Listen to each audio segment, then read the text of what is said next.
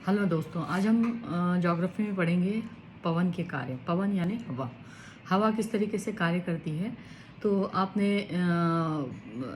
रेगिस्तान ज़रूर देखा होगा। रेगिस्तान हमारे यहाँ पे राजस्थान में भी है, और अगर हम मिडिल ईस्ट या गल्फ़ कंट्रीज़ की बात करते हैं तो वहाँ पर भी कई स्थानों पर रेगिस्तान पाया जाता है। वहाँ पर रेगिस्तान में जब आपने मूवीज़ वगैरह में भी देखा होगा या फिल्म चित्रों में भी देखा होगा, तो आपने देखा होगा वहाँ पे टीले नुमा बड़ी बड़ी आकृतियाँ बनी होती हैं।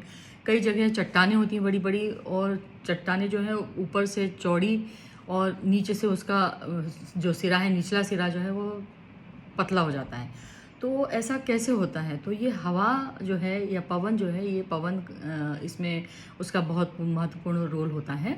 और आपने देखा होगा कि रेगिस्तान में जो हवा है वो अपर्दन यानी घिसने का और निक्षेपण यानी फैलाने का प्रमुख कारक है।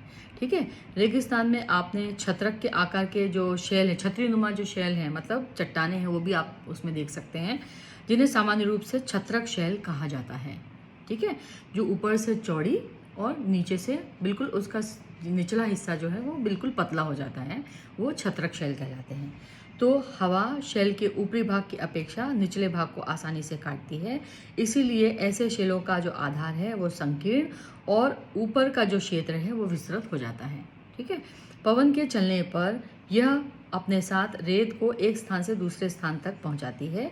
जब पवन का बहाव रुकता है तो यह रेत एक छोटी गिर करके एक छोटी सी पहाड़ी का आकार ले लेती है, और इसी पहाड़ी को हम लोग बालू टिब्बा कहते हैं।